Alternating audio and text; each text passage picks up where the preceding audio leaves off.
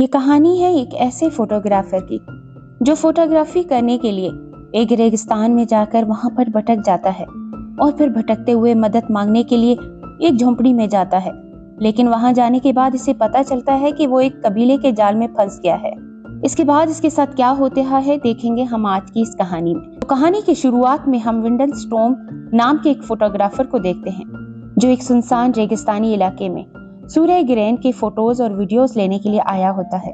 और यह सब खत्म होने के बाद इसे सूरज ढलने से पहले वापस अपनी कार तक पहुंचना है जो इसने यहाँ से थोड़ी दूर खड़े करके रखी थी। अब फोटोग्राफी हो जाने के बाद जब वो वापस जा रहा होता है तभी उसे यहाँ पर एक बच्चा नजर आता है। तो स्टोन को ये समझ नहीं आ रहा होता कि ये बच्चा आखिर इस सुनसान इलाके में क्या कर रहा है। तो स्टोन के पूछने पर वो बच्चा कहता है कि वो खो गया है और इसके माँ बाप इसे मिल नहीं रहे। फिर वो बच्चा स्टोन को लेकर जिस तरफ इसके माँ बाप गए थे वहां स्टोन को ले जाने लगता है। तो स्टोन इस बच्चे को कहता है कि मेरी कार दूसरी तरफ खड़ी है जहां नेटवर्क भी है, तो तुम मेरे साथ वहां आओ, तुम्हें मदद मिल सकती है। मगर वो बच्चा इसकी बातों को अनसुना करके जाने लगता है। तो स्टोन भी इसे रोकने की कोशिश करते हुए इसके पीछे पीछे काफी दूर चला जाता है, मगर फिर भी वो बच्चा इसकी बात नहीं मानता और बिना रुके वहां से चला जाता है। अब स्टोन इस लड़के का पीछा करते हुए इतना दूर आ गया था इसलिए वो रास्ता भटक जाता है और अब सूरज भी ढल जाता है और अंधेरा हो जाता है। तो स्टोन ये फैसला करता है कि अब वो यहीं रुककर रात बिताएगा। फिर वो एक जगह ढूंढकर वहीं पर लेट जाता है। तभी इसे कुछ आवाजें सुनाई देती हैं और इन आवाजों का पीछा करते हुए स्टोन एक जगह पहुंचता है जहां एक बहुत गहरी खाई थी और इसमें इसे एक घर भी नजर आता है। तो वो सोचता है कि यहाँ पर इसे मदद मिल सकती है, इसलिए वो खाई में लगी रस्सी की सीढ़ी के जरिए नीचे उतर जाता है और इस घर में जाकर दरवाजा नॉक करता है। मगर दरवाजा नॉक करने पर कोई दरवाजा नहीं खोलता, इसलिए वो खुद ही दरवाजा खोलकर अंदर चला जाता है और दरवाजा खोलते ही वो एक खूबसूरत सी लड़की को देखता है जो खाना बना रही थी। मगर वो लड़की स्टोन को अपने घर के अंदर आता हुआ देखकर कुछ खास रिएक्शन नहीं देती। तो स्टोन इसे कहता है कि मैं यहाँ भटक गया हूँ और मुझे लगा कि यहाँ से मुझे कोई मदद मिल सकती है, तो मैं यहाँ आ गया। फिर वो लड़की स्टोन को अपना नाम अलीना बताती है और कहती है कि मैं यहाँ अकेली रहती हूँ और मैंने खाना बनाया है और तुम्हें शायद भूख लगी होगी, तो तुम भी चाहो तो खा सकते हो। अब ये लड़की असल में कौन है और यहाँ अकेली क्यों और कैसे रहती है, ये सब कुछ हमें कहानी में आगे पता चलेगा। वहीं स्टोन को भी ये लड़की अजीब तो लग रही थी पर इसे भूख भी लगी थी, तो इसके कहने पर वो खाना खाने के लिए बैठ जाता है और इसे सारी बातें बताने लगता है कि कैसे वो एक बच्चे की वजह से यहाँ फंस गया है। लेकिन अलीना इसकी बातों में कोई दिलचस्पी नहीं लेती और स्टोन को कहती है कि रात बहुत हो गई है, तो तुम चाहो तो यहाँ सो सकते हो। अब स्टोन के पास कोई दूसरा रास्ता भी नहीं था और ऊपर से ये लड़की भी इसे कुछ अजीब ही लग रही थी, मगर फिर भी वो यहाँ रात गुजारने का फैसला कर लेता है। फिर अगली सुबह जब अलीना सो रही होती है तो स्टोन उठकर वहां से जाने लगता है। लेकिन जब वो घर के बाहर निकलता है तो वो देखता है कि जिस सीढ़ी से वो नीचे आया था वो सीढ़ी अब वहां नहीं है और ये जगह काफी गहराई में है और इसके चारों तरफ बड़े बड़े चट्टान और पहाड़ हैं और यहाँ से बाहर निकलने का कोई रास्ता नहीं। और वहीं हम देखते हैं कि अलीना जाग गई है और कुछ काम कर रही है। तो स्टोन जाकर इससे पूछता है कि मुझे वो सीढ़ी नजर नहीं आ रही जिससे मैं रात को यहाँ आया था। तो अलीना भी तो उसे जवाब नहीं देती, मगर फिर वो स्टोन के बार बार पूछने पर कहती है कि वो सीढ़ी उन लोगों ने हटा दी होगी, वो कभी कभी सीढ़ी लगाते हैं और फिर हटा देते हैं। तो स्टोन पूछता है कि वो कौन लोग हैं, क्या यहाँ और भी लोग रहते हैं। तो अलीना इस बात का कोई जवाब नहीं देती और यहाँ से चली जाती है। इसके बाद स्टोन जाकर इन पहाड़ों पर चढ़ने लगता है और मदद के लिए चिल्लाने लगता है, मगर इसकी आवाज कोई नहीं सुनता। फिर आगे हम देखते हैं कि रात हो गई है और स्टोन को मजबूरन एक और रात यहाँ गुजारना पड़ती है। फिर अगले दिन स्टोन अलीना के घर से एक कुल्हाड़ी लेता है और इसके सहारे वो इस चट्टान पर चढ़ने की कोशिश करता है और इस तरह वो आधी पहाड़ी पर चढ़ भी जाता है। लेकिन तभी अचानक कोई चीज ऊपर से गिरती है जिससे स्टोन का ध्यान भटक जाता है। वो सीधा नीचे आकर गिर के बेहोश हो जाता है और ऐसे ही बेहोश पड़े हुए वहां रात हो जाती है। फिर जब इसे होश आता है तो वो देखता है कि गिरते समय वो कुल्हाड़ी इसके पैर में लग गई थी, जिसकी वजह से वो दर्द के मारे जोर जोर से चिल्लाने लगता है। तभी अलीना वहां आती है और इस कुल्हाड़ी को इसके पैर से निकालती है और इसे अंदर ले जाकर इसकी मरहम पट्टी करती है। अब ऐसे ही स्टोन को वहां पर एक और रात बीत जाती है, जिसके बाद अगले दिन स्टोन उठकर गुस्से में आकर अलीना को बाहर लाता है और पूछता है तुम कौन हो और मुझे तुम ठीक से कुछ बताती क्यों नहीं हो, और वो लोग आखिर कौन है? क्या तुम लोगों ने मुझे यहाँ कैद करके रखा है? तुम लोगों को मुझसे क्या चाहिए बताओ। तो अलीना इसे कहती है कि तुम जख्मी हो, मगर मैं यहाँ तुम्हारा ध्यान रख सकती हूँ, तुम्हें खाना और तुम्हारी सारी जरूरियात पूरी कर सकती हूँ। मगर स्टोन कहता है कि मुझे कुछ नहीं चाहिए, मुझे बस यहाँ से बाहर जाना है अपनी दुनिया में। इस दौरान अलीना स्टोन के पास भी आती है, पर स्टोन इसे अपने से दूर कर देता है। फिर अलीना वापस अंदर चली जाती है। इसके बाद स्टोन अचानक देखता है कि चट्टान के ऊपर से दो लड़के उसे आवाज दे रहे हैं। तो स्टोन इनको देखकर बहुत खुश होता है और इन्हें कहता है मुझे कैसे भी करके बस यहाँ से बाहर निकालो। इसके बाद वो ऊपर से कहते हैं कि तुम यहाँ रुको, हम तुम्हारे लिए रस्सी लेकर आते हैं। यही कहकर वो रस्सी लाने चले जाते हैं। अब स्टोन बहुत खुश था, क्योंकि इसे आज इतने दिनों के बाद यहाँ से बाहर निकलने की एक उम्मीद जो मिली है। फिर कुछ देर के बाद एक लड़का आकर एक रस्सी स्टोन की तरफ फेंकता है और इसे कहता है कि रस्सी कमर में कसकर बांध दो, हम तुम्हें ऊपर खींच लेंगे। तभी हम देखते हैं कि यहाँ एक नहीं बहुत सारे लड़के हैं और उस स्टोन को ऊपर खींचने लगते हैं, मगर वो लड़के बीच में ही अचानक से खींचना बंद कर देते हैं और फिर स्टोन को बीच में ही लटकाकर वो रस्सी को हिलाना शुरू कर देते हैं और इसके साथ खेलने लग जाते हैं, जिससे स्टोन जोर जोर से चिल्लाने लगता है और इन्हें ऐसा ना करने को कहता है, मगर वो नहीं रुकते, जिससे स्टोन चट्टान से बहुत जोर से टकरा जाता है और चोट लगने की वजह से वो बेहोश हो जाता है। वहीं इतना शोर शराबा सुनकर अलीना बाहर आकर उन लड़कों को डांट कर स्टोन को छोड़ने को कहती है।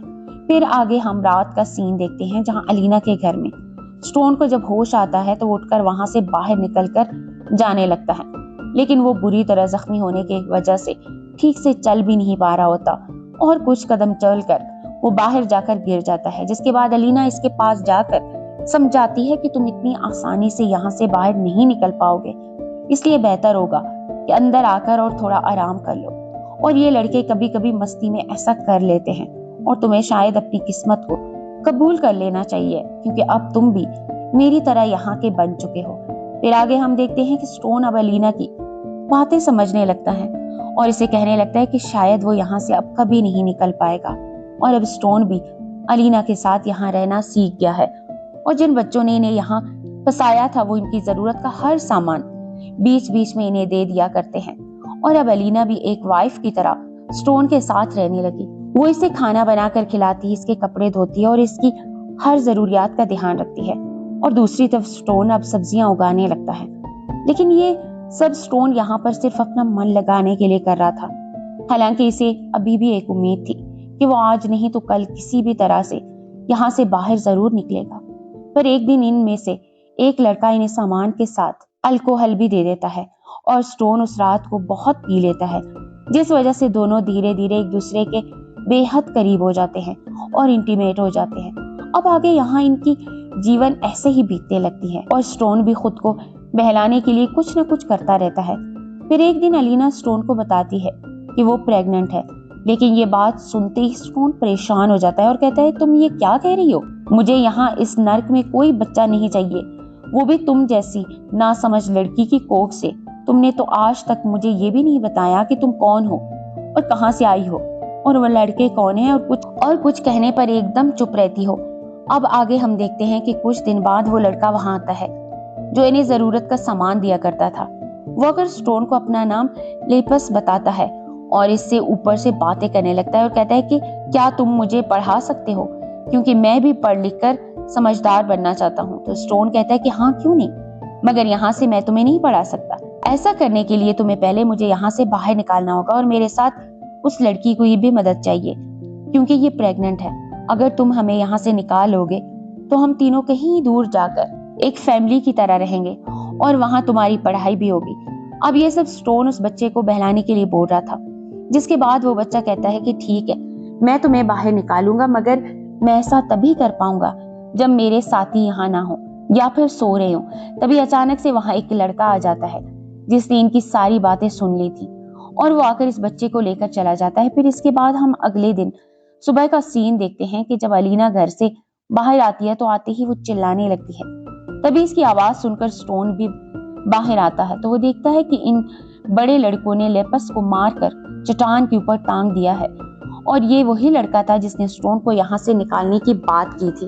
अब ये सब देखकर अलीना पागल सी हो जाती है, लेकिन स्टोन कुछ समझ नहीं पा रहा था कि आखिर अलीना इस लड़के के लिए इतना क्यों रो रही है। तभी अलीना स्टोन को कहती है कि वो मेरा बेटा था और तुम्हारी वजह से उन लोगों ने इसे मार दिया। अगर तुमने इसे यहाँ से निकालने की बात ना की होती तो शायद आज वो जिंदा होता। ये कहते हुए अलीना एक लकड़ी का टुकड़ा उठाकर स्टोन के सर पर मार कर गिरा देती है और फिर इतना मारती है कि वो बेहोश हो जाता है। इसके बाद हमें 2 महीने के बाद का सीन दिखाया जाता है जहां अलीना ने स्टोन को मारकर एक पिंजरे में कैद कर दिया था और अब वो भी इस पिंजरे में ही कैद है और अलीना इसे खाना और पानी देती है मगर बाहर नहीं निकालती और पिंजरे के अंदर रहते रहते अब स्टोन पागल होने लगा था। और फिर एक दिन एक लड़की पहाड़ के ऊपर आती है और वहां इसे वो स्टोन को देख लेती है। फिर स्टोन इसे मदद लाने को कहता है और वो लड़की स्टोन की मदद के लिए पुलिस को बुलाने जाती है। अब स्टोन को बहुत दिनों बाद यहाँ फिर एक उम्मीद की किरण नजर आई थी, मगर इसके कुछ देर बाद ही स्टोन देखता है कि वो लड़के इस लड़की को पकड़कर वहीं ले आते हैं और स्टोन को दिखाते हुए इस लड़की को इसके सामने ही जान से मार देते हैं। ये देखकर स्टोन बहुत गुस्सा हो जाता है और पिंजरे से निकलने की बहुत कोशिश करता है, लेकिन वो कुछ नहीं कर पाता और अब स्टोन को ऐसे ही पिंजरे में रहते हुए 9 महीने गुजर जाते हैं। फिर एक दिन स्टोन अलीना से कहता है, मुझे यहाँ से बाहर निकालो, मैंने डिसाइड कर लिया है कि अब मैं तुम्हारे साथ ही रहूंगा और तुम्हारे जितने भी बच्चे हैं इन सभी का बाप बनूंगा और अब तुम्हारी डिलीवरी भी होने वाली है तो तुम्हें मेरी जरूरत पड़ेगी। मगर अलीना इसे कहती है कि मैं पहले भी ये खुद कर चुकी हूँ और अब भी खुद कर सकती हूँ। तो वो कहता है, फिर मुझे यहाँ पर तुमने क्यों रखा? जिसके बाद अलीना कहती है कि तुम यहाँ तब तक रहोगे जब तक ये बच्चा जन्म नहीं लेता। यहाँ का नियम है और इसके बाद क्या करना है ये भी हमें अच्छे से पता है। और फिर आखिरकार वो दिन आ जाता है जिसके बाद वो डिलीवरी में मदद लेने के लिए स्टोन को खोल देती है और इसे मदद करने को कहती है, मगर स्टोन अब इसकी मदद करने से साफ इनकार कर देता है और अलीना को इस हालत में छोड़कर वहां से जाने लगता है क्योंकि इसे वो रस्सी की सीढ़ी वहां दिखाई दी थी जो आज उन लड़कों ने लगा रखी थी। वो लड़के भी ऊपर से ये सब कुछ देख रहे थे। अब स्टोन सीढ़ी की तरफ जा ही रहा था कि तभी इसे पीछे से बच्चे की रोने की आवाज आती है जो बिना इसकी मदद से पैदा हो गया था। अब स्टोन अपने बच्चे को देखकर रुक जाता है और उस बच्चे को अपनी गोद में लेकर प्यार करने लगता है और फिर अलीना बच्चा वापस मांगती है तो स्टोन बच्चा इसे दे देता है। ये बच्चा एक लड़की थी जिसे देखते हुए अलीना कहती है, मैं इसे खाना खिलाऊंगी, इसे बहुत सारी चीजें सिखाऊंगी और बहुत प्यार करूंगी और फिर एक दिन ये भी माँ बनेगी और फिर मेरे जीने का मकसद पूरा हो जाएगा जैसे तुम्हारा हो गया। जिसके बाद अलीना स्टोन को बच्चे के लिए थैंक्स कहती है और तभी पीछे से एक लड़का आकर चाकू से स्टोन का गला काट देता है और फिर वो लड़का अलीना को कहते हैं कि माँ मैंने इसे भी अंजाम तक पहुंचा दिया है। और अब कहानी के आखिर में ये बात साफ हो जाती है कि ये कबीला था जिसमें सारे लड़के अलीना के ही बच्चे या भाई थे और वो सब आपस में मिलकर स्टोन जैसे लड़कों को फंसाकर यहाँ कैद करके इनसे बच्चे पैदा करवाने के लिए इस्तेमाल किया करते थे और इनका मकसद पूरा होने के बाद वो लोग उस लड़के को मार देते थे और इसी तरह से वो अपने कबीले को बढ़ाते रहते थे। और इसी के साथ ये कहानी यहीं पर खत्म हो जाती है।